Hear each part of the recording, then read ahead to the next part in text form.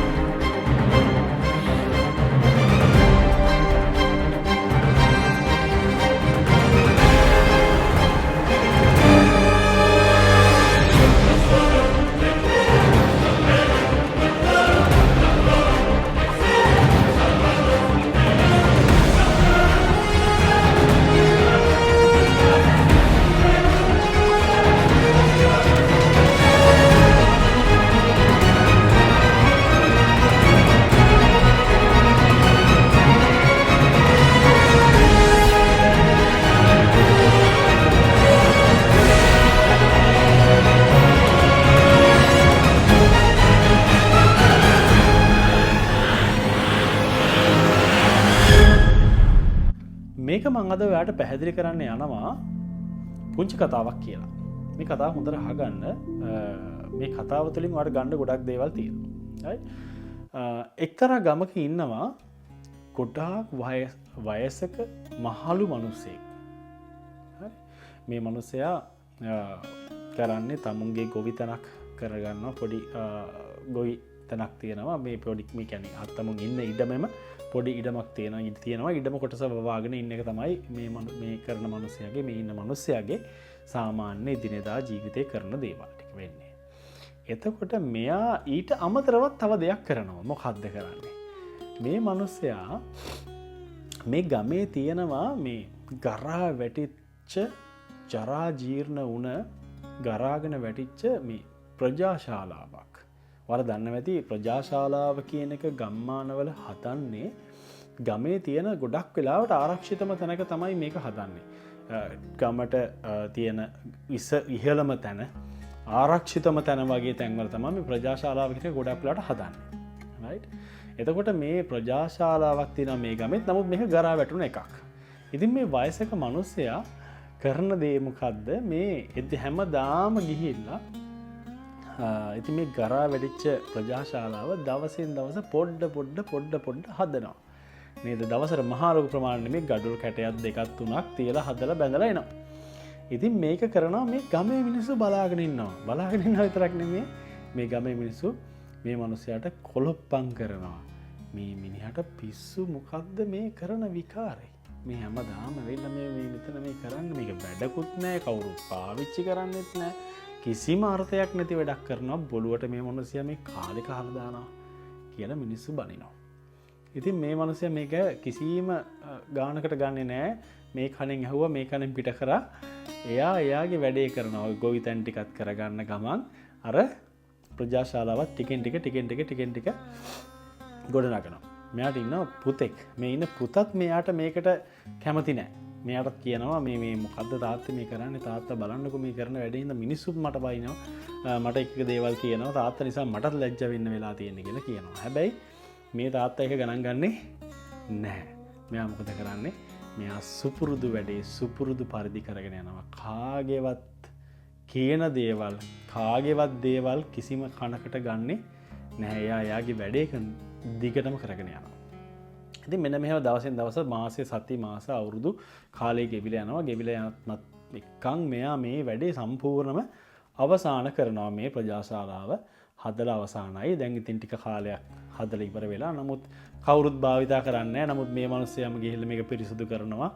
ඒ දේවල් ටික කරලා එනවා. ඉතින් කොහොම සාමාන්‍ය කාලයක් අපි කාලයක් ගත වෙනවා. මේ කාලය ගත වීමත් එක්ක එක් දවසක් කාටවත් හිතාගන්න බැරි විදිහට මහා වර්ෂාවක් වහින්න පටන් ගන්නවා. කාටවත් අදාහගන්න බෑ මේ වැස්ස අකුණු ගගහා එක දිගටම දවස් ගාණක් වහින්න පටන් ගන්නවා. මේ වහිනකොට වෙන දේ තමයි මේ ගංගාවල් උතුරලා ගිහිල්ලා මේ ගංගාවල් උතුරලා ගිහිල්ලා මේ ගම ටිකෙන් ටික යට වෙන්න පටන් ගන්නවා. ගෙවල් හුළඟ යනවා. නේද? එක ප්‍රශ්න නෑ. ඉතින් මේ කුණාටුව කොහොම දරුණු වෙනවා. දරුණු වීමත් එක්කම මේ මිනිස්සුන්ට ඉන්න තැනක් නැතිලා යනවා. ඒකත් එක්ක මෙයාලට අවසානට යන්න ඉතුරු වෙන තැන තමයි මේ ගම් වතුරත් එක්කම අන්න අර ප්‍රජාශාලාව. ඊතර තමයි ඉතුරු වෙලා තියෙන එකම තැන. හැමෝම දුවන් යන්නේ ප්‍රජාශාලාව. ඉතින් හැමෝම එතෙන්ට ගිහින් තමයි දැන් ආරක්ෂා වෙන්නේ. ඉතින් මේ ආරක්ෂා වුණාට පස්සේ තමයි මිනිස්සුන්ට මේ මහලු මිනිස්සයා කරපු වැඩේ වටිනාකම තේරෙන්නේ. අර මෝඩෙක් විදිහට දැක්ක වයසක මිනිස්සයාව දෙවි කෙනෙක් විදිහට දකිනවා මෙන්න මේ අවස්ථාවේදී මෙන්න මේ ඉන්න ගමේ මිනිස්සු. ඔන්න ඕක තමයි කතාව. මේ කතාවෙන් අපිට ගන්න තියෙන දේවල් මොනවද? මේකෙන් අපිට ගන්න තියෙන විශේෂම දේවල් කීපයක් තියෙනවා. ඒ තමයි මේ වයසක මිනිස්සයාට තිබුණ චර්යාව. මොන වගේ මේ චර්යාවක්ද මේ මිනිස්සයාට තිබුණේ?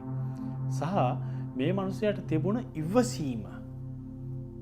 ඒක විශිෂ්ටයි, අති විශිෂ්ටයි ඉවසීම.